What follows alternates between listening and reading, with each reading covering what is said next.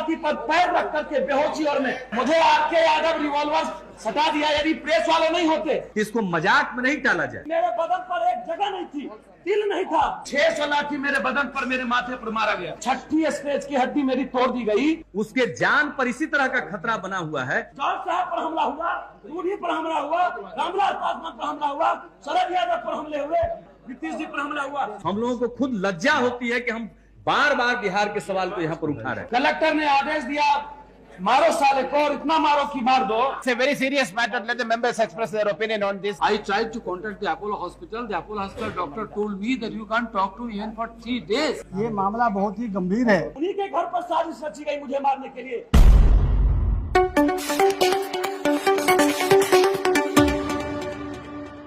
बिहार में आंदोलन के क्रम में समाजवादी पार्टी के छात्र सभा के द्वारा गवर्नर हाउस को घेरने के कार्यक्रम के तहत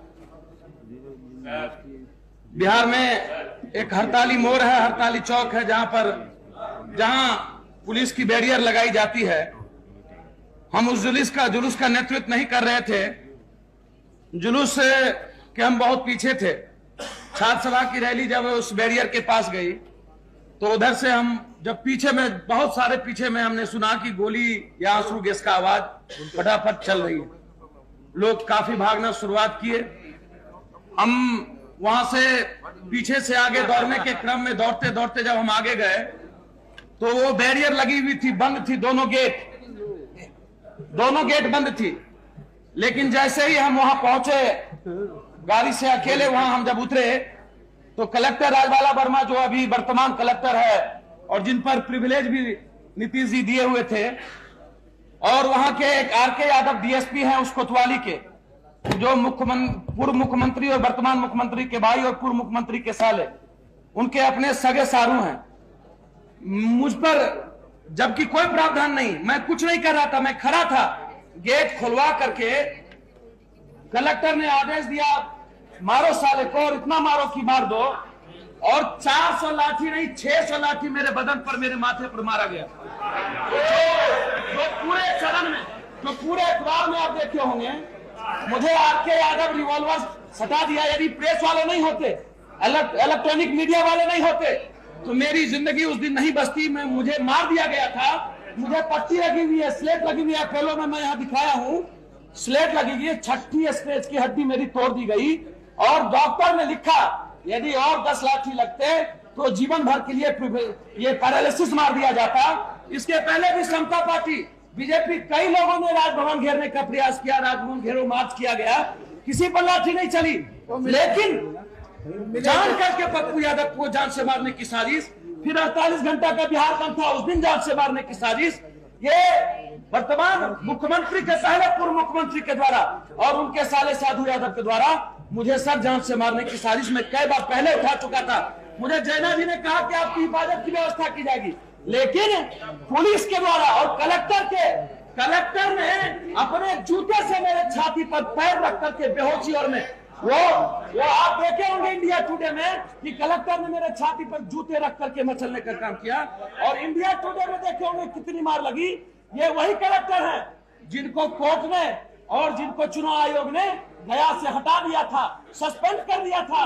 चुनाव आयोग यहाँ से सस्पेंड कर दिए थे, लेकिन बीच में मुख्यमंत्री 2-3 दिन के लिए राष्ट्रपति शासन लागू हुआ था, वैकेट हुआ था। और फिर जब वर्तमान मुख्यमंत्री आ गए तो उस कलेक्टर को उसके बदले में पटना का कलेक्टर बना दिया गया। और वही कलेक्टर है जिनको बार बार न्यायालय में अभियोग के तहत बुलाया जाता है और कंडम किया गया है। ये ऐसे कलेक्टर हैं। और जब जिस देश का सदस्य सुरक्षित नहीं रहेगा, जिस देश के जिस सदन का करोड़ों सदन में जानने वाले, करोड़ों लोगों को देखने वाले सदन के सदस्य पर 600 लाठियां चले और जान से मारने की साजिश की जाए आरके यादव और कलेक्टर राजबाला वर्मा के द्वारा, और साजिश में साधु यादव, आपको याद होगा कि छात्रों पर गोली चलाया गया था अपने हाथ से।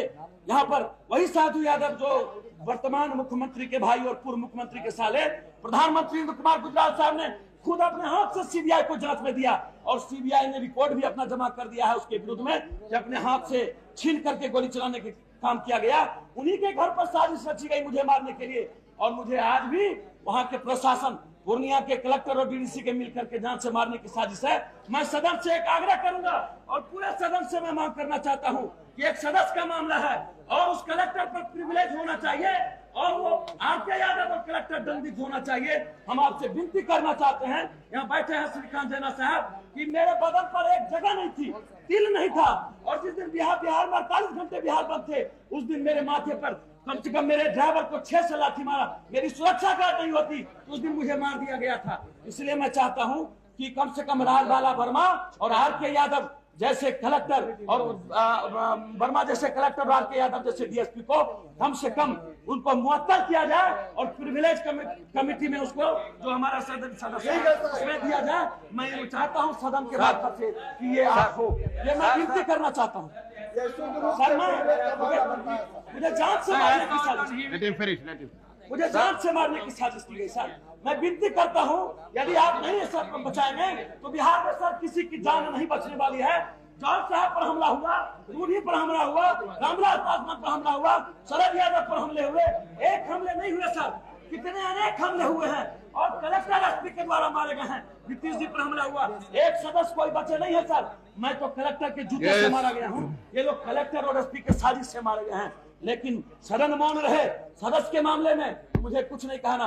मैं अपनी बात आपसे विनती करना चाहता हूँ, प्रिविलेज में ये मामला लिया जाए।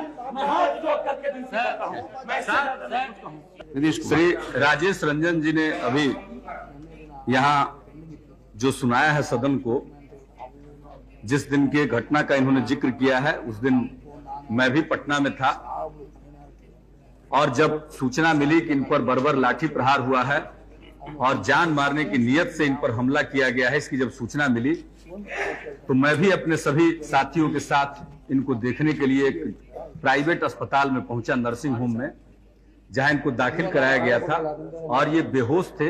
इनके पार्टी के साथी और परिवार के दूसरे सदस्य थे, उनसे सारे घटना की जानकारी मिली और इनके पार्टी के जो दूसरे लोग जुलूस में शामिल थे, उन लोगों से सारी घटना को जानने का मौका मिला और आज उन्होंने स्वयं भी इसका जिक्र किया है।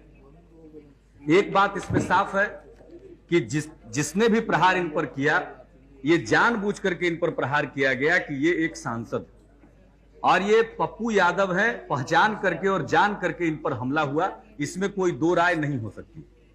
अगर इनकी तरफ से कोई उत्तेजनात्मक कार्रवाई होती या ये कानून को अपने हाथ में लेते हुए पाए जाते तो इनकी गिरफ्तारी संभव थी, गिरफ्तारी हो सकती थी।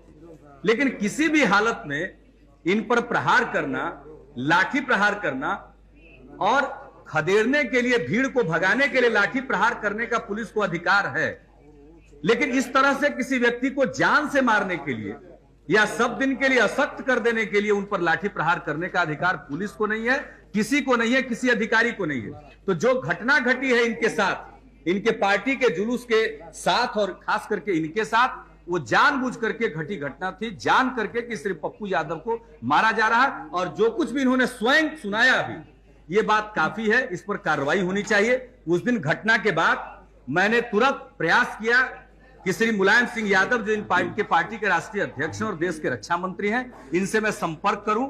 दिल्ली संपर्क करने का प्रयास किया, वहां मालूम हुआ लखनऊ में है। लखनऊ का फोन नंबर मुझको दिया गया, मैंने लखनऊ प्रयास किया कि लखनऊ इनको सूचना दे दी जाए। आधा घंटा प्रयास के बाद भी इनसे बात मेरी नहीं कराई गई।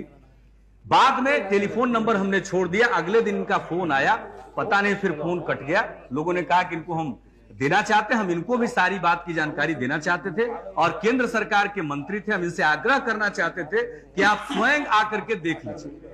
राजनीति अपनी जगह पर है, लेकिन स्वयं आकर के देख लीजिए ये कौन सी राजनीति आप लोग कर रहे हैं। संयुक्त मोर्चा है, दिल्ली में आपकी सरकार है और किस ढंग से एक आदमी, एक व्यक्ति अगर लड़ रहा है, हम लोग पहले से लड़ रहे हैं, अगर उस लड़ाई में अपने ढंग से वो शिरकत कर रहे हैं बिहार में, तो उनके साथ उनके ऊपर जानलेवा हमला होता है प्रशासन के द्वारा। मैं और किसी घटना में नहीं जाना चाहता हूं, वहां किस प्रकार प्रशासन का रुख है।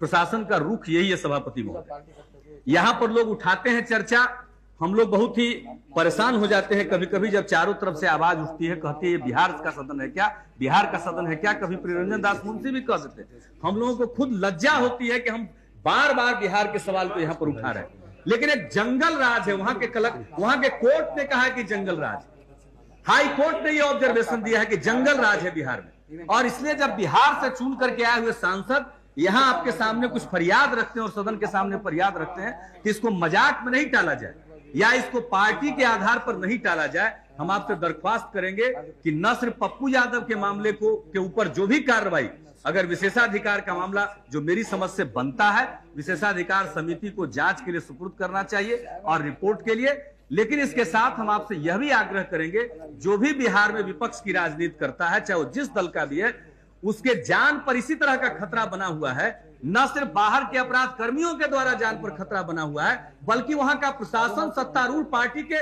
कार्यकर्ता की तरह नहीं, उनके एजेंट की तरह व्यवहार कर रहा है। वहां की स्थिति बहुत खराब हो चुकी है, इसलिए आप उस पर ध्यान दीजिए। बहुत देर तक हम लोगों ने चर्चा की है, हम सदन का समय बर्बाद नहीं करेंगे, लेकिन आपसे जरूर आग्रह करेंगे कि विशेष रूप से इस बात पर ध्यान दीजिए और पप्पू जी के मामले को जरूर विशेषाधिकार समिति को सुपुर्द किया जाए। एक minute, I will come to you, Mr. Munda ji, please. सभापति जी,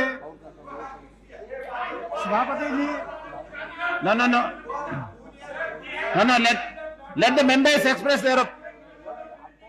Yes, very serious. It's a very serious matter. Let the members express their opinion on this. This is something very terrible. And sir, when he was feel unconscious, I tried to contact the Apollo Hospital. The Apollo Hospital doctor told me that you can't talk to him even for 3 days. His condition is so bad. It is great luck that he is alive here. ये मामला बहुत ही गंभीर है।